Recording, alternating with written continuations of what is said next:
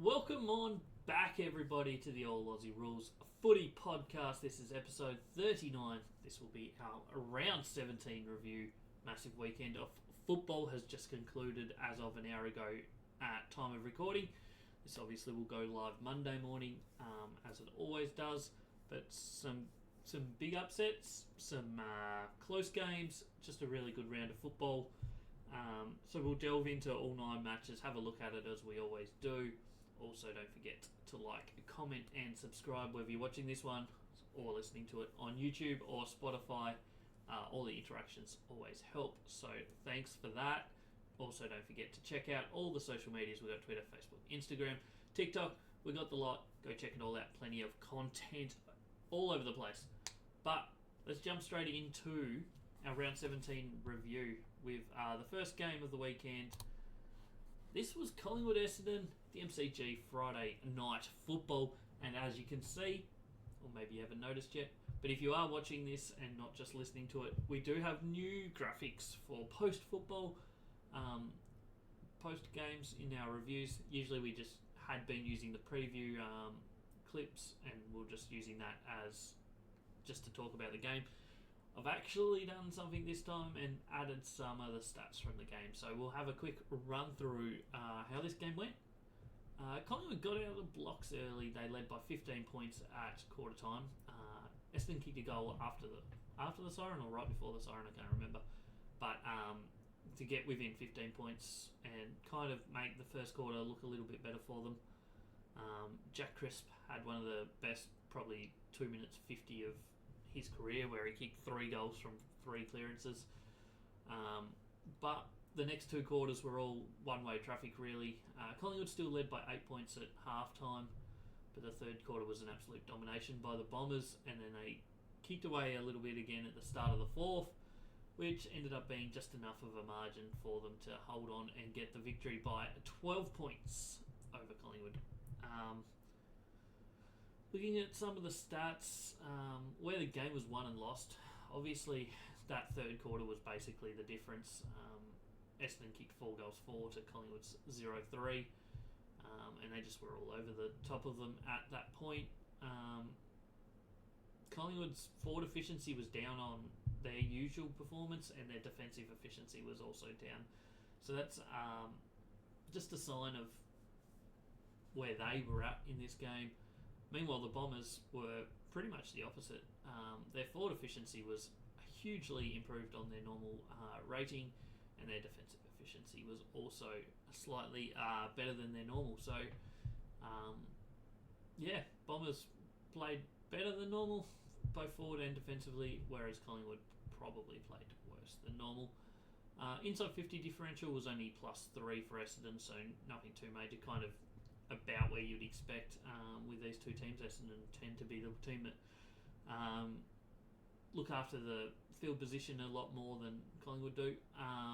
Disposal efficiency, Collingwood are the worst team in the competition, and they were okay, but the Bombers were really good with their disposal efficiency. 79.2 is up there with one of the better ones. I think there's only 5 or 6 teams that have gone above 80% this year in a game. So 79.2 is really high. Clearance differential, as we kind of pointed out, Essendon did just win it, 3 total, 1 centre clearance, +1 centre clearance and +2 stoppage clearances. Not as much of a domination as they had on Anzac Day, where they dominated clearances that day. This one was a lot more level in that regard, but Bombers just over the top of them in that regard. Contested possessions, Bombers won that one as well, as is typical for them, and uncontested possessions went about how we expected as well. +61 for the Bombers, where they tend to be +16 usually, so obviously a lot more than normal, but also Collingwood are -25 typically, so you put those two together and Bombers were always likely to dominate that area of the game. The next 2 stats, the bottom 2, are probably the difference in this game, in my opinion. Coming into this game, Collingwood were ranked 1 in tackle differential, and they got pumped in it, -13. Bombers are a top 4 team in tackling differential throughout the season, so it's not that surprising that they did well in it, but Collingwood had a very low tackle count for the game. And when you put that together with the fact that the Bombers had 61 plus 61 uncontested possessions, it kind of tells the tale a little bit there. And also another area that Collingwood are very good at typically is the intercept game. Coming into this game, they were number 1. Bombers were about number 5 or 6 as well, and the Bombers dominated that area as well. So 2 areas that Collingwood struggled in, and that's 2 weeks in a row that they've lost both the tackle differential and the intercept/turnover game. So slightly worrying signs there for Collingwood over the last couple weeks. In the end, Bombers, they were the better team. I think the difference in this one was Zach Merritt. He was absolutely huge. According to Champion Data, his best game of his career. And it's hard to argue. He was very, very good. He had, what did he have? 30 touches, 1 goal, 15 scoring involvements. He was outstanding. For Collingwood, Pendlebury was possibly the best player for them. He was really good. He had 24 touches and a goal. Crisp was good. He had 24 touches and 3 goals, all in the first quarter there. Bombers probably, I wouldn't say had the best, 6 or so players. They had the best player on the ground by far. I think the next level of players were probably even across both teams, but it was just the bottom end, I think, of Collingwood really struggled in this one. They had a lot of players that certainly didn't reach their usual potential. So I think that's probably the area where Collingwood lost it. But in the end, Zach Merritt was outstanding, and he was by far the best player on the ground and possibly the best player on the weekend. He was very, very good. That's everything for Collingwood Essendon. Game number 2 of the weekend. It's North Melbourne Gold Coast at Marvel Stadium. And what can we say about this other than what is going on with Gold Coast? Kangaroos, they're off the bottom of the ladder for the first time. I don't know if it's the first time this year, but first time in a long time.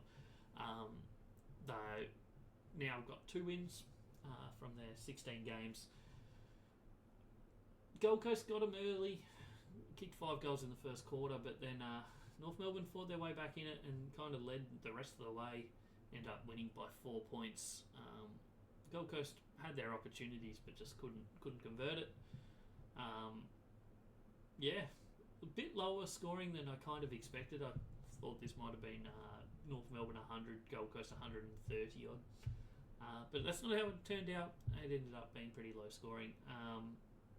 Accuracy, as always, North Melbourne are dominant in that area. And they were again. Gold Coast wasted a lot of shots. Gold Coast numbers forward and defensive efficiency wise were about their level.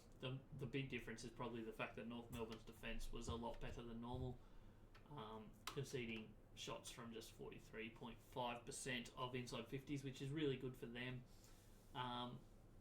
especially seeing the fact that they lost the inside 50 count by 16, which is probably what we kind of expected, but I would have thought Gold Coast should have been able to convert a few more of those into shots and goals. But North Melbourne's defence was outstanding in this, as shown by those stats. Another thing that was not outstanding for Gold Coast was 68% disposal efficiency. That's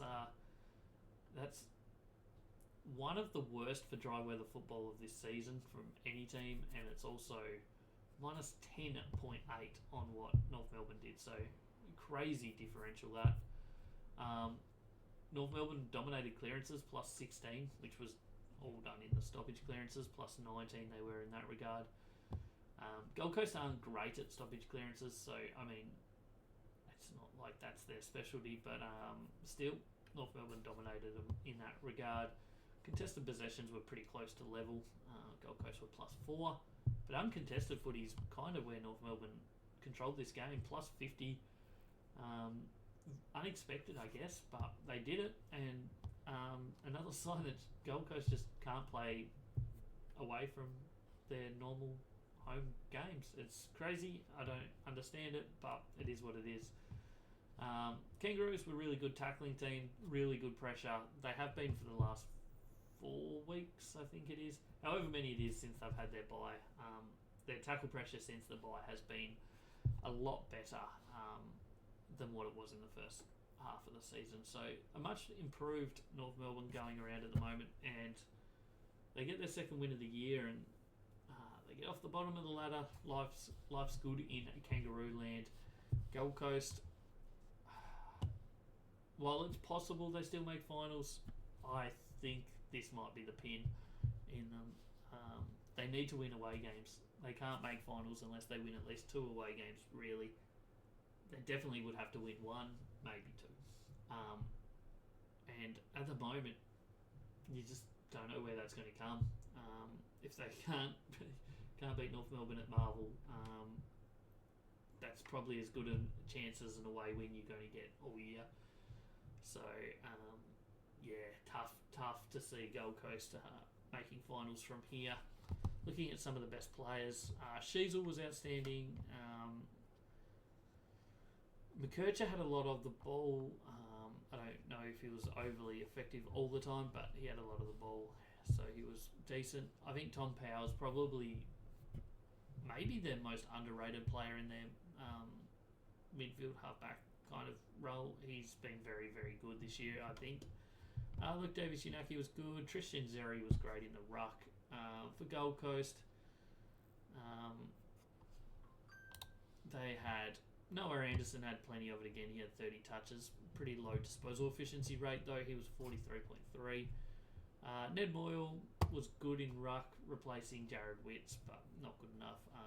But their best player was probably Matt Rao. He was contested footy and clearance and that sort of stuff was outstanding. I think he had 7 centre clearances, which is a really good return, but unfortunately his team just couldn't convert it into goals and scores and opportunities, really.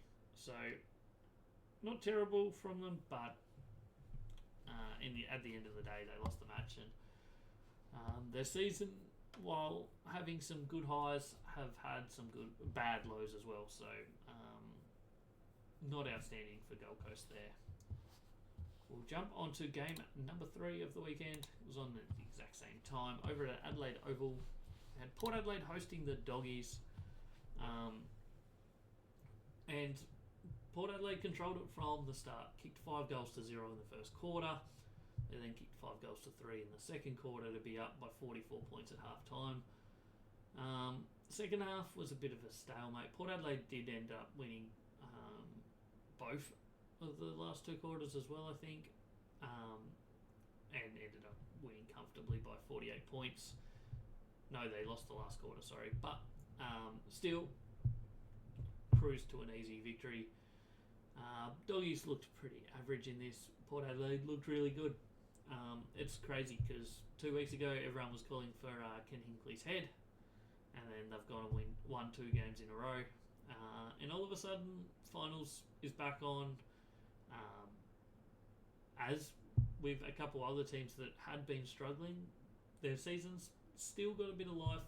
GWS Geelong were in the same boat over the last month or so, where there's been a lot of questions about whether they are going to make finals, and all of a sudden they've all 3 of them won this weekend. Geelong and Port Adelaide have won 2 in a row now, so all of a sudden there's a lot of teams fighting for a final spot now. And every win is very, very important in that race. So Bulldogs, this loss could hurt them in the long run. Port Adelaide, it could be a very important win for them. Looking at some of the stats, obviously Port Adelaide scored really well here. They also defended really well.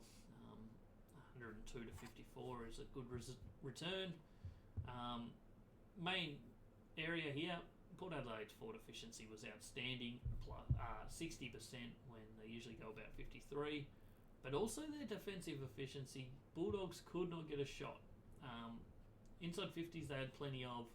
They still lost the inside 50s by 11, but they had plenty of going forward, but they just couldn't turn them into shots at all. For whatever reason, Port Adelaide's defence, this was probably Port's best defensive game of the year, I think. Not just in stats, the defensive efficiency. I just think all round their best game defensively this year.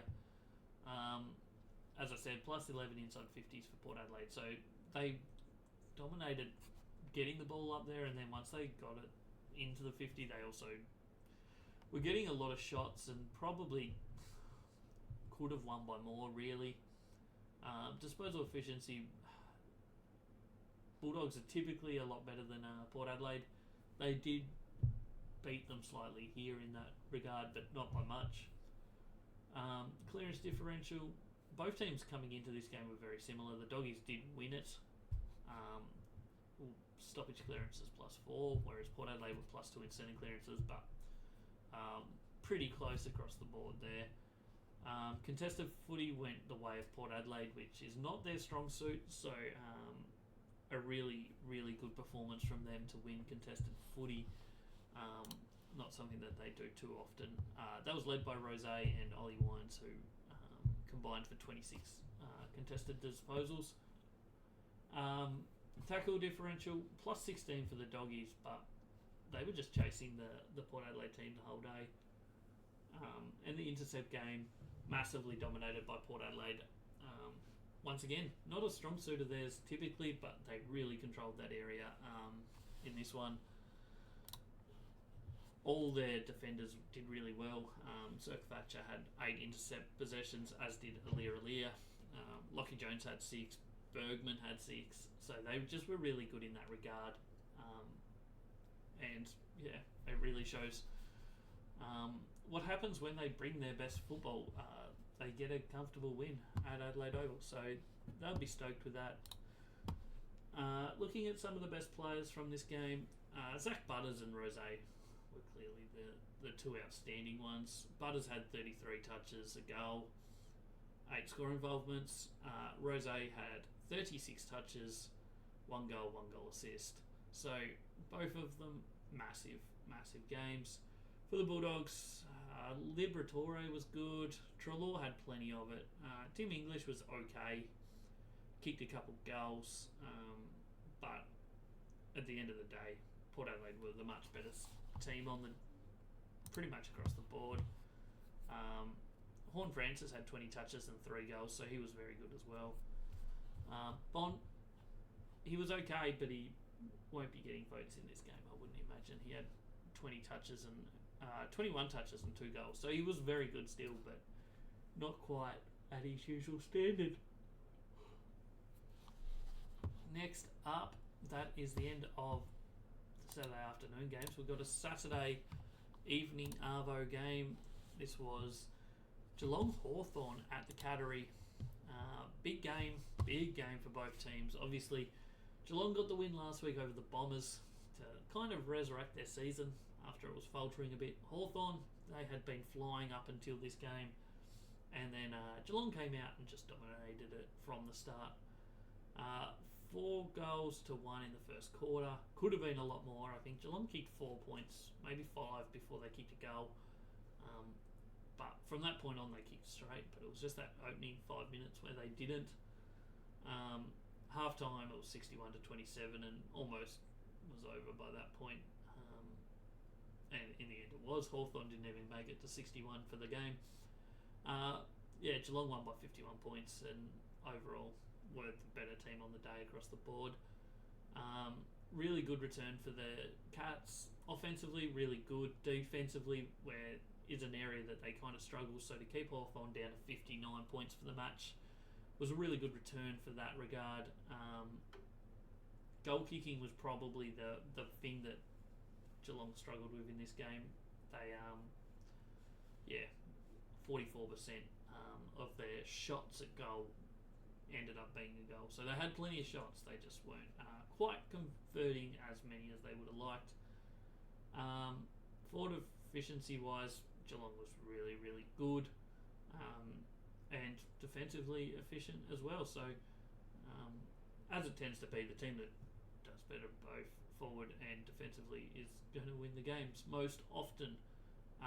Plus 23 inside 50 differential isn't a massive margin. And probably the key thing in this game in the end, because Geelong don't dominate field position too often. whereas Hawthorn have been over the last 6 or 7 weeks. So the fact that Geelong dominated that stat, it was always going to be hard for Hawthorn to win with that kind of numbers going Geelong's way. Clearances, Hawthorn won.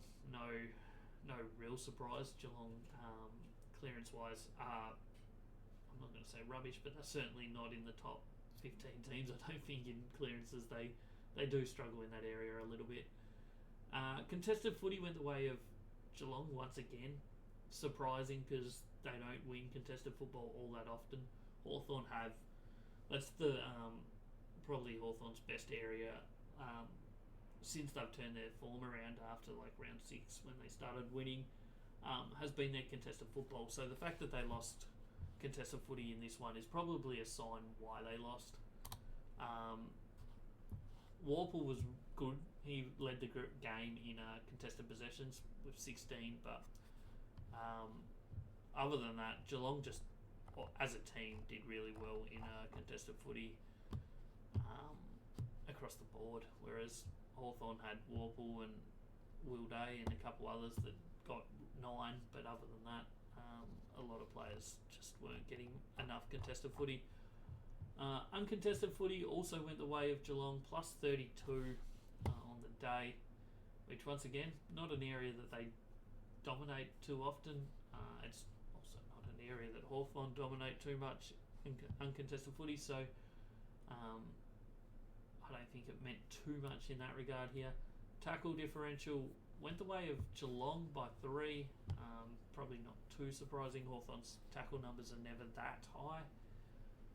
And the turnover game, which is an area where Geelong dominate, and they did dominate in this one. Hawthorn are pretty good at it typically as well, but Geelong just outclassed them in that regard in this one. So pretty comfortable win in the end for Geelong. Never really looked in doubt in this one. Best players, a few good players, Brad Close and Cameron, Jeremy and Cameron, both kicked 4 goals. Jeremy Cameron had 13 score involvements, which is a really high number, especially for his role. He does tend to play a lot of games where he gets a lot of score involvements. But yeah, so they were probably 2 of the better ones. Warple, as I said, he was really good contested footy-wise for Hawthorn. He was potentially their best. But overall, yeah, Geelong were just the better team on the day, quite comfortably in the end. Next up, we went to Saturday night footy, and this is one of the weirdest scorecards games that you ever see, I reckon. Carlton went out of the blocks flying. They kicked 8 goals in the first quarter with a minute to go in the first quarter. Sorry, it was 8 goals to 2. GWS got one right before the siren, which gave them a bit of momentum going into the second quarter. And by half time, they were only 2 points down, and potentially could have been leading. They had a couple of decisions go against them, which really swung a little bit of momentum there for Carlton for a 5-minute period. But yeah, then GWS kicked away in the third to be 36 points up at 3/4 time after trailing by 33 at quarter time. Was an incredible turnaround. I think they kicked 11 out of 13 goals between late in the first and 3/4 time.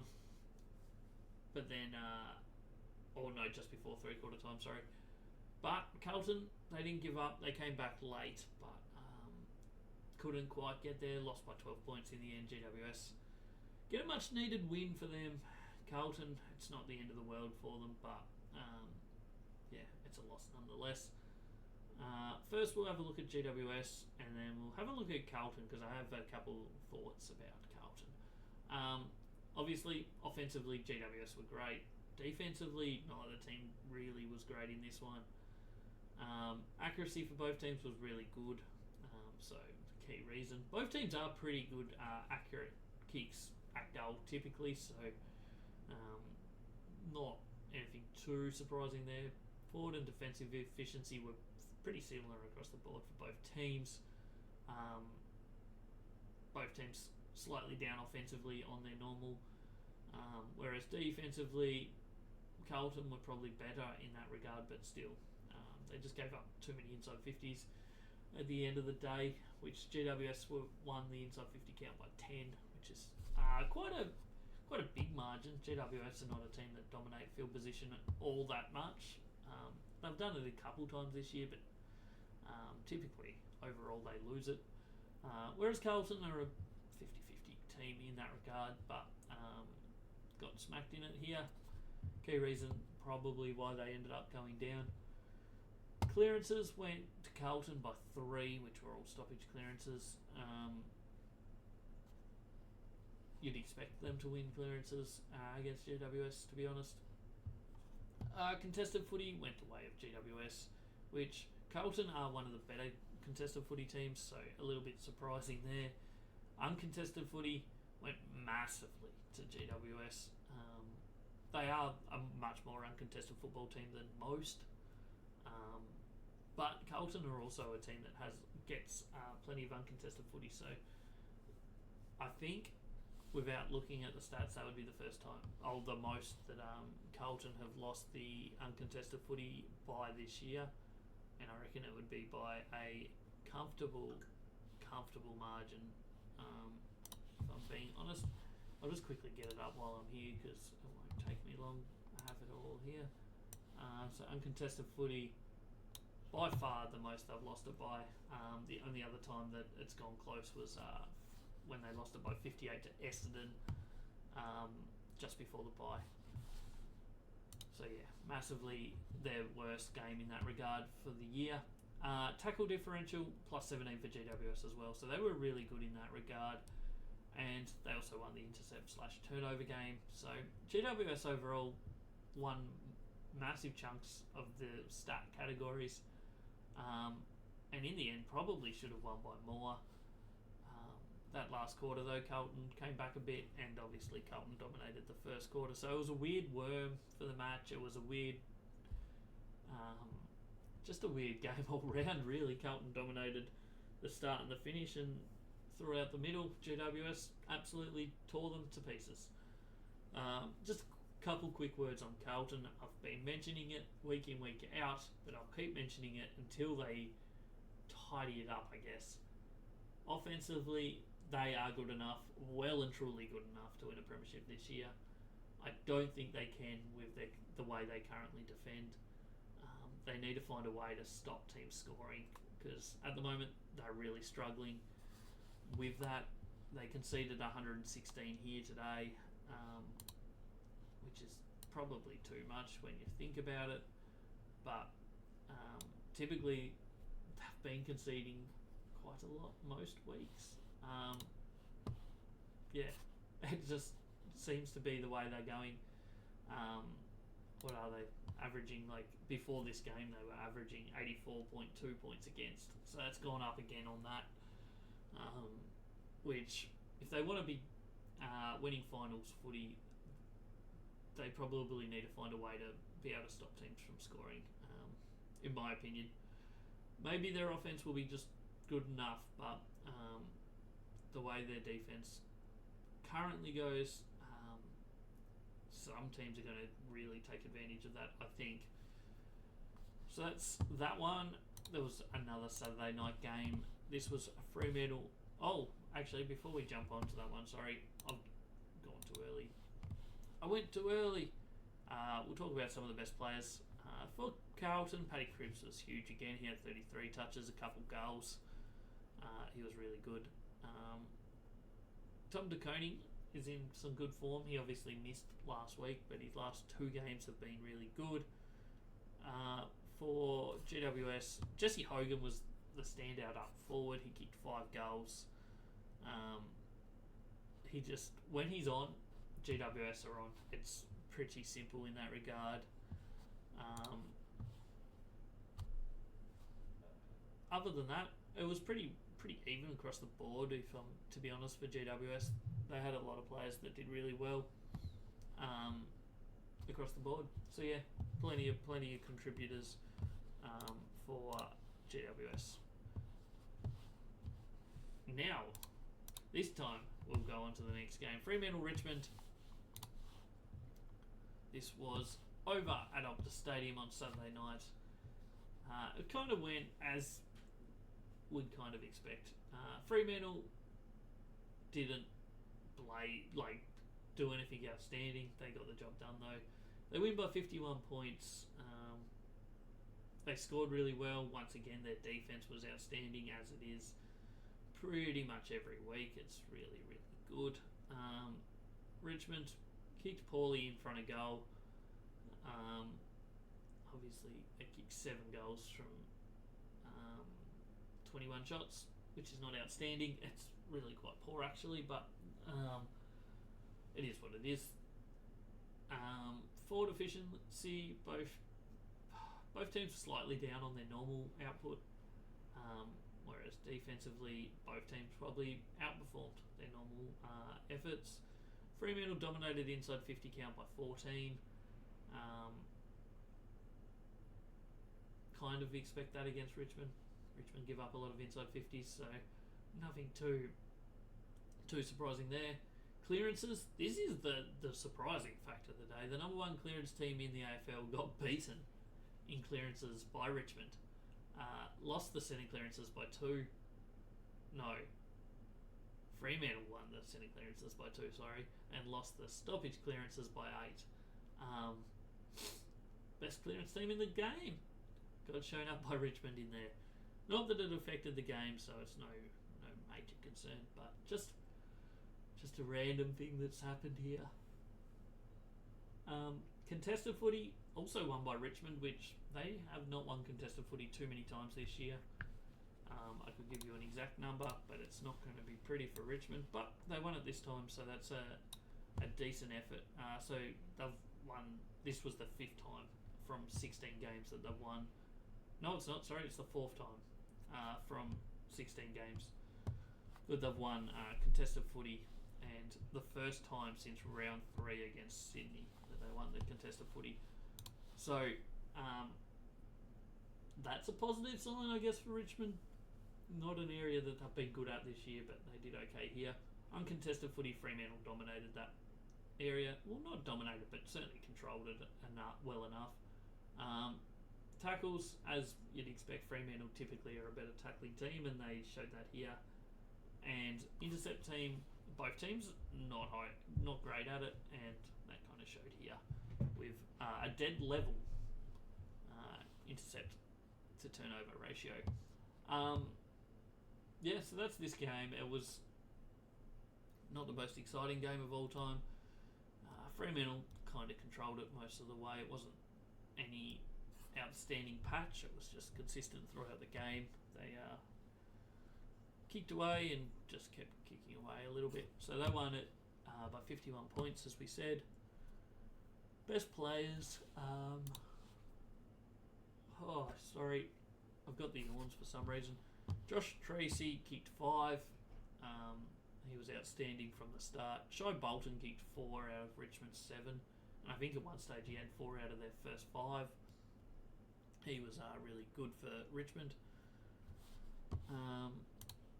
Other than that, a lot of good players for Fremantle. Not too many for Richmond. Nankervis had plenty of it. 21 contested possessions for Nankervis, so he was really good, leading the way in that regard. As always, Sarong was really good in the centre clearances, but Fremantle just cruised to an easy victory, really, at the end of the day. We'll jump on to game number 7. This was a Sunday afternoon, so me recording this, this game finished 4 or so hours ago. Melbourne won it comfortably, as you'd kind of expect. West Coast aren't the best travelling team, and the performance West Coast put in last week was not great. However, this was a better performance than they showed last week. They still went down massively by 54 points, but they showed a bit more than they did last week. Last week was one of the worst performances of the year by any team Melbourne, they kicked themselves back into form here. Big game, big win for them. Keeps their finals chances alive. I still don't think they will, but at least they've given themselves a chance here. Obviously, kicked 17 goals, got to 112, which for them is really, really good. They've really struggled to kick a score lately. If we're being honest, look at their scores over the last 11 games. They've only gone above 90 once, and that was against St Kilda in round 11. So to score over 100 here, it's only the second time this year they've kicked over 100. So a great result in that regard for the Demons. West Coast, they struggle to score most weeks, so 58 is down on their average, but it's probably about their average for games in Victoria, because they've been pumped pretty much every game they've played in Melbourne this year. And actually, this is possibly the closest they've got to anyone in Victoria. Before I go sprouting those random stats, I should probably look at it. But I think I'm going to be right. So they lost by 66 to Collingwood at Marvel. No, they got to within 30 points of Essendon at Marvel Stadium, sorry. So it was false. What I said was false. Surprise, surprise. And the other game, the one I missed, was Bulldogs by 76. So they're 0-4 in Melbourne this year, which isn't any real surprise. But their last two have been better than their first two. Stats in this one, anything stand out? Melbourne's forward efficiency was really good, and their defensive efficiency was also very, very good. Inside 50s were dead level for both teams, so West Coast were getting it forward plenty of chances, getting it forward inside their 50 plenty of times. They just couldn't get away to get shots at goal and then convert those shots at goal for goals. They kicked just 40% of their shots ended up being goals, so not outstanding in that regard. Clearances went the way of West Coast by +5, which was massive domination of centre clearances for them, +10. Not their best area of the game, but also not Melbourne's best area of the game, so not too mind-blowing that West Coast won it by 10. Contested possessions went the way of the Demons, as you kind of expect. West Coast are not great at that. And uncontested footy also went the way of the Demons, which Melbourne are not a team that dominate uncontested footy very often, but West Coast are a team that do get thrashed in uncontested footy pretty regularly. So I certainly wasn't surprised by that result. Tackle differential went the way of Melbourne, but only by 2, which was a fair effort by West Coast because their average is -7.6. And the turnover game went well and truly the side of Melbourne, which isn't really a surprise because they do tend to play that area of the game pretty well. Not outstanding, but certainly better than most. So yeah, Melbourne cruised to a comfortable victory. Never really looked like losing this one. If we have a look at some of the key players, some of the best players, 2 players kicked 4 goals. Van Rooyen kicked 4-4 for Melbourne, and Oscar Allen kicked 4-3 for the Eagles. Bailey French kicked 3 goals. Anyone else standing out as outstanding? I think it was just an even performance from Melbourne, to be honest. They were really good. They got the opportunity to sub Max Gawn out as a tactical sub to give him a little bit of a rest towards the end of the game. So that's just a sign of how in control they were really in this one. West Coast, as I said, dominated centre clearances, but it wasn't just one player doing that. Elliot Yeo had 3 and Harley Reid had 3.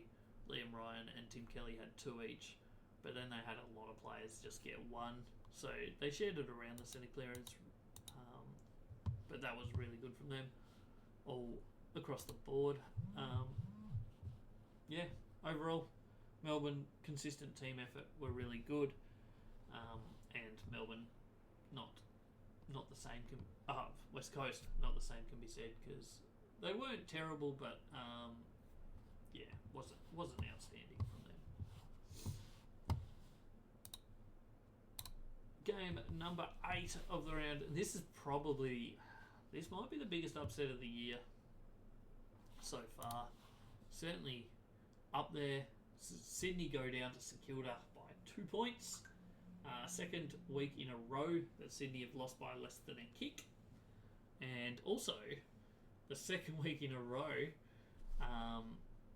where Logan McDonald could have been the hero. So last week it was after the siren. He had a shot from beyond 50 on the flank to win the game, and he couldn't score. This week with about a minute 10 to go, he took a mark about 50 metres out directly in front. It was just inside the 50 he took the mark, and went back and narrowly missed, just faded late and didn't quite go through. So 2 weeks in a row, unfortunately for Logan McDonald, he has failed to be the hero, but at the end of the day it's not the worst thing for Sydney. They're still 2 games of percentage in front on top, thanks to Carlton losing as well this weekend. I look at this match. Sydney looked home and hosed. I think they led by 30 points halfway through the third quarter. It was a bit of an arm wrestle in the first quarter, but then Sydney did their usual just 10-15 minutes of domination late in the second, and it looked like that was going to be enough for them to kick away and win this one comfortably. But credit to St Kilda, they stuck around and they did steal it in the end. I was going to say nearly stole it. They did steal it in a way. Sydney had plenty of opportunities. You look at their second half, they kicked 3 goals in 11.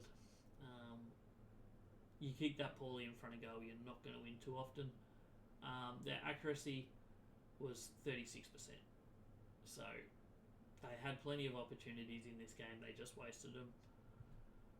Offensively, they were good. Defensively, maybe both teams struggled a little bit on their usualness. Like, the scores still weren't great, but allowing shots, both teams kind of allowed more shots than they probably would have liked. Sydney dominated the inside 50s by 13. Couldn't convert it into a win though. Clearances. Sydney had been good in this area recently, but was pretty much even. They won stoppage clearances by 1, and centre clearances were level. Contested footy, that was won by Sydney +8. Both teams are pretty similar going into this game, so +8 is a considerable win, but nothing too exciting. Uncontested footy went the opposite way than what we would kind of expect coming in. St Kilda won it by 13, whereas Sydney typically are a team that do win the uncontested footy. Tackle differential is another area that St Kilda probably got themselves into this game, and was probably one of the reasons they won it. And not the best tackling team this year, and it's kind of been something that I've harped on about a couple times, is their lack of tackling ability some weeks. Whereas this week they really showed up against a team that tackles well. So a massive win in that regard for them.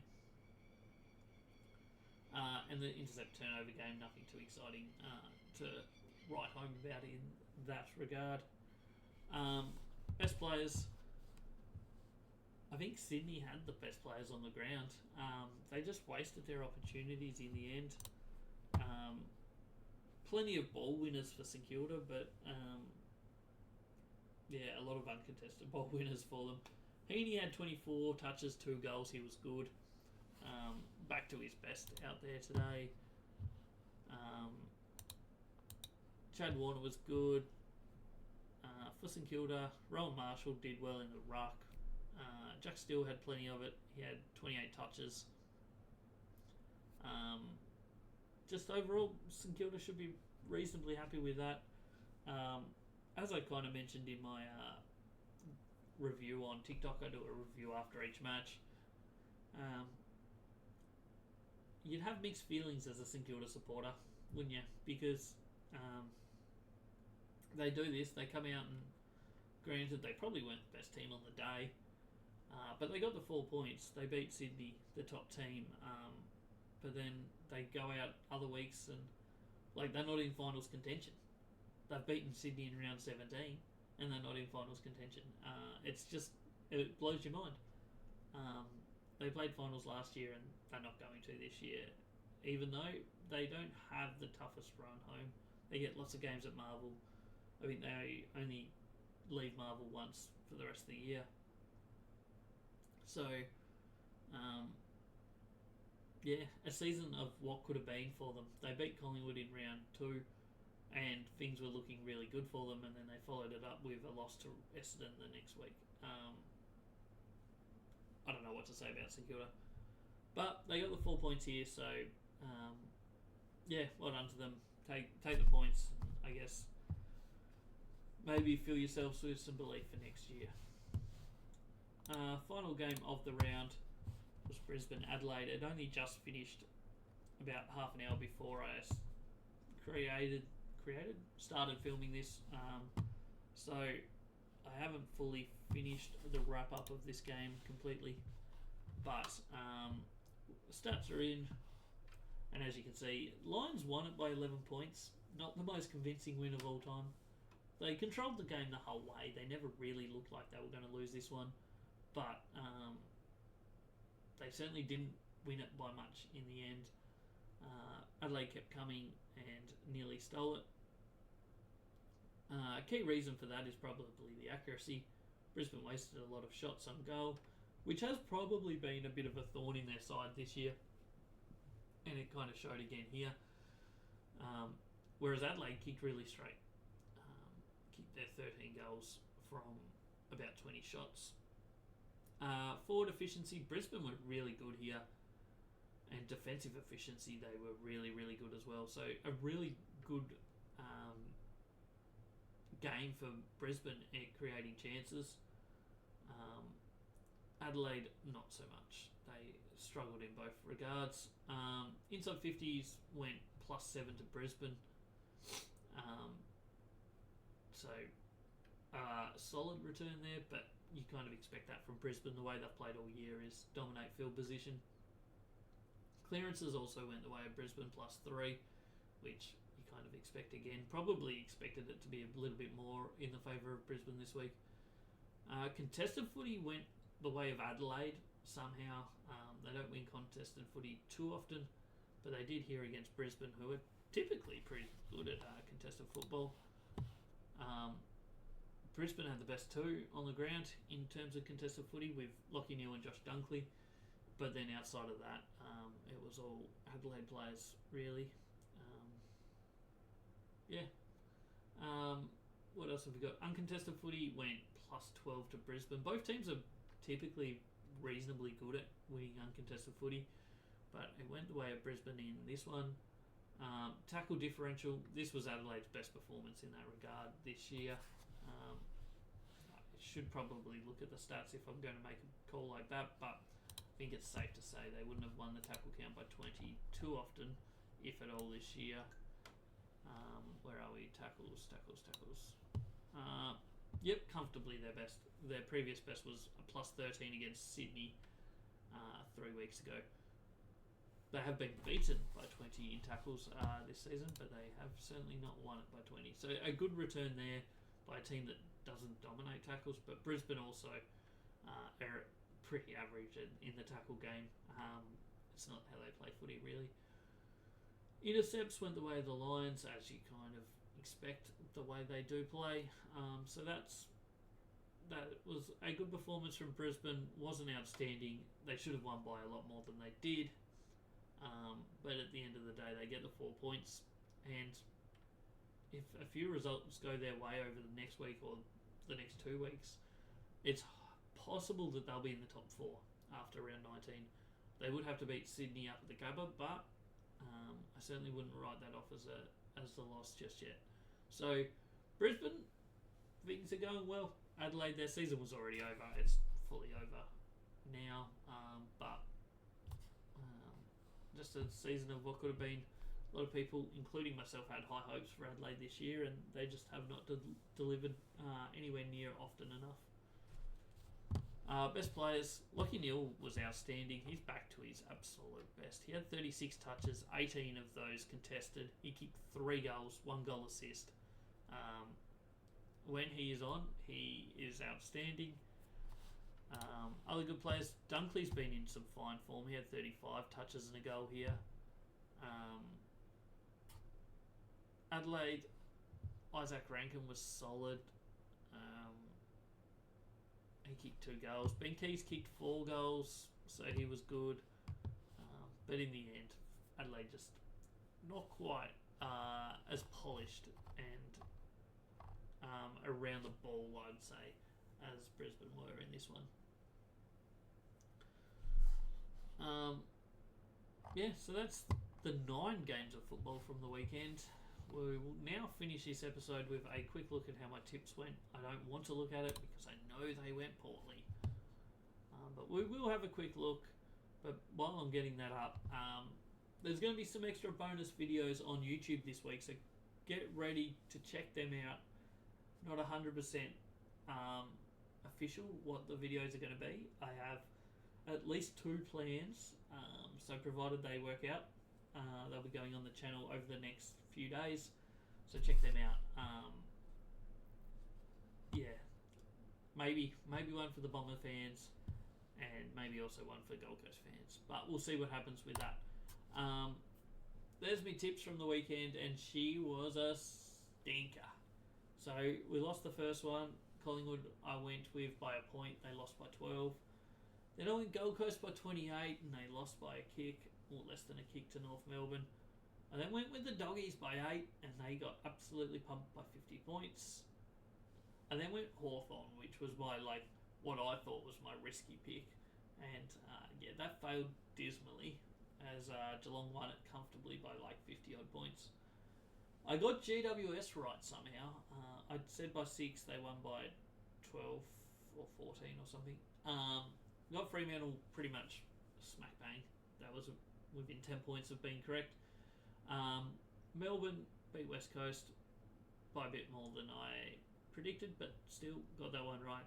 Sydney should have won by 25, but they didn't, and St Kilda won that one, so I got that one wrong. And then we finished the round, Brisbane by 27. They only won by 11, but they should have won by more. So we got 4 out of 9. It wasn't a great week. We're 91 out of 144 on the season. We're fast approaching the end of the season. So this was round 17. There's obviously still about 7 weeks left of football before finals. Plenty of teams still in the race for finals. We'll have another ladder predictor video probably after the next round, but we'll see. It might get brought forward to this week. We'll see how we go.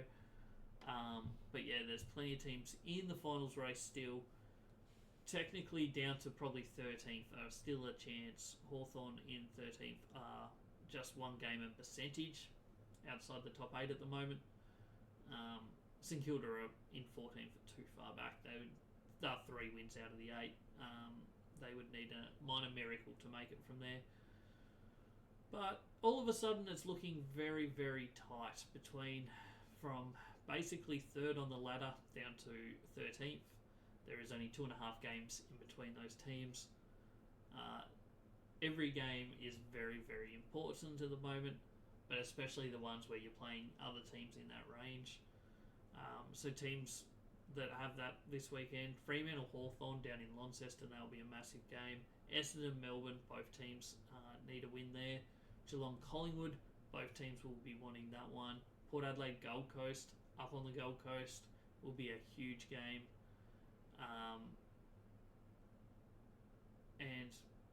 So that's all of the ones that both teams are in contention of finals. Obviously Sydney and Carlton are both sitting, I won't say fully safe. Sydney are safe. They'll play finals no matter what from here. Carlton are probably 1, maybe 2 wins away from securing a final spot, whereas every other team needs 2 to 3 wins at least, or more. In the case of probably the bottom ones, Bulldogs, Gold Coast, Hawthorn. They need 4 wins from where they are. So should be a tough run home for a lot of teams. Maybe that's what we'll do this week, a run home of the contenders, just to compare them all. So check out that video. Will probably go live on Thursday, maybe Wednesday or Thursday this week. So yeah, plenty of content coming out this week. Hopefully next week is a better week on the tips. But yeah, thanks for tuning in. Don't forget to come back and check out all the other content on YouTube, on all my other social medias. Go check it out. Subscribe on them all. Follow me on them all. Like, comment, subscribe. Let's keep going, guys. I appreciate you for tuning in, and I'll catch us on the next one.